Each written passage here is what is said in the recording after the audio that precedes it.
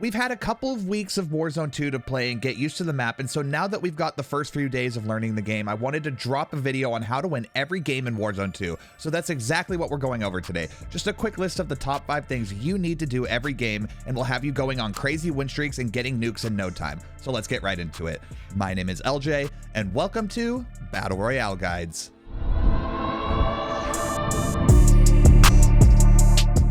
Hey guys, before we get into the video, I just wanted to cut in and let you all know I've been going live with Warzone 2 a ton on my personal channel and been switching to controller from mouse and keyboard. So if you want to come roast me or give me some tips on the sticks, come stop by when I'm live. But enough stalling, let's get into this video. All right, to start it off, I wanted to go over the Strongholds and black site spots on the map. This is a new addition to Warzone 2, and at first I thought it was kind of stupid, but these things are actually OP. Not only do you get a ton of loot off the rip, but you also get a permanent UAV on the stronghold location. So if it stays in circle for a long time, you will always know if anyone is in that area. Now, you do want to keep in mind that it only pings a UAV on the site and it doesn't work the same as a normal UAV. But still, with how scarce normal UAVs are, since you can only buy one from the buy station, this is huge. So my usual strat is drop somewhere where you can get a safe cracker and get enough money to buy your guns, then do the closest stronghold to you. From there, you want to get your loadout, but right now I always get a default loadout since your normal ones are broken right now and your custom loadout perks don't work on them. Only the default loadout perks work right now. So that's why you want to make sure to buy your guns before you get there, or you can just buy them after, depending on how the game goes, since you know it won't always be perfect and you can find a ton of money in the silver crates at the strongholds. Trust me guys, I know a lot of you, myself included at first, was very skeptical of the AI and avoided them at all costs, but this is a game changer since it gives you so much value for completing these strongholds. Okay, next up, this one ties into the last one. So you know how I said custom class perks are broken right now? Well, this forces you to grab a default loadout if you want any working perks. And in those loadouts, you pretty much always want to grab the scout loadout, which comes with the bird's eye ultimate perk. Bird's Eye is the most broken perk in the game right now since it gives you a UAV every time anyone on the map that's not on your team pops one. I think it has to be within range to ping on you for the enemy, but still, this is the most broken perk. Basically, you just get a free UAV plus the directional info you would usually get from an advanced UAV.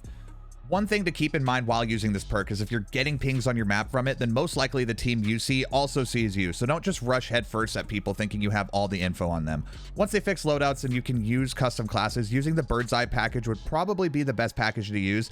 And if they eventually give us the option to have custom classes, I'll definitely be running this perk most of the time.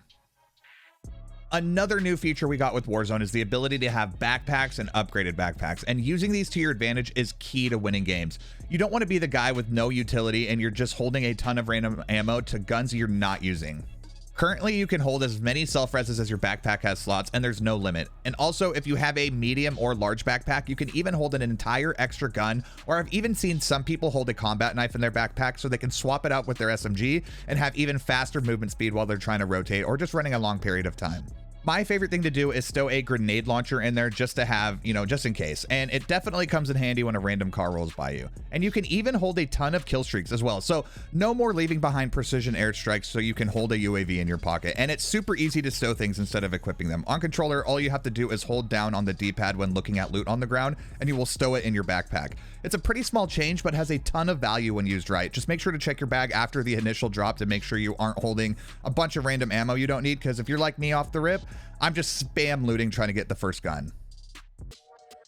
This is kind of a general tip and worked in Warzone 1 as well, but now that we got a lot more equipment added in Warzone 2, I just wanted to touch on this again. You want to make sure you're using your equipment well and not at times that it doesn't make sense. For example, one of the new additions is the personal radar. Now, if you're in a building and fighting a team with no UAV, this could change the entire fight. It gives you a mini UAV and is perfect for single building fights. It gives you a ton of info on the fight and you can swing the momentum in your favor. Another new piece of equipment is the DDoS. This thing can be huge if used right. It EMPs players' HUDs, disables vehicles temporarily, and also deactivates other players' equipment like radars, trophy systems, and even claymores and proximity mines. If you know a team has a building laced up, you can pop the DDoS, rush right past the mines, and kill them before they can react. Basically, I just want you guys to make sure to use your equipment, because too many people will hold on to things till it's way too late and use it when it's pointless or they're already dead. All right, and the final tip to help you win all your games is utilize different movement tricks and vehicles to rotate correctly and on time so that you're never running into a circle with the gas right on your tail and you end up getting held out.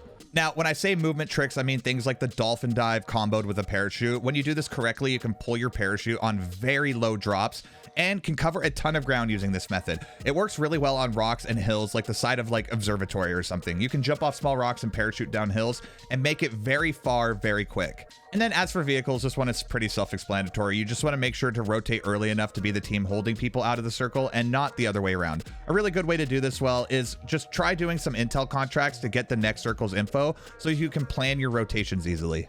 The intel contracts are actually crazy in this game as well, because it will even give you the location of where the circles will split to, then back to where they merge again and move after that. From what I've tested, there's no limit to how many of these you can do, basically till there's none on the map anymore.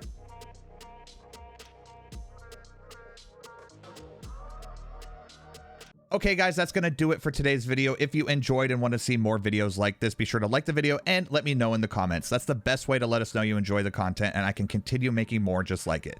Also, like I said earlier, I will be going live a lot on my personal channel, and we'll be grinding Warzone. So if you have any questions or just want to chat, that's the best way to do it.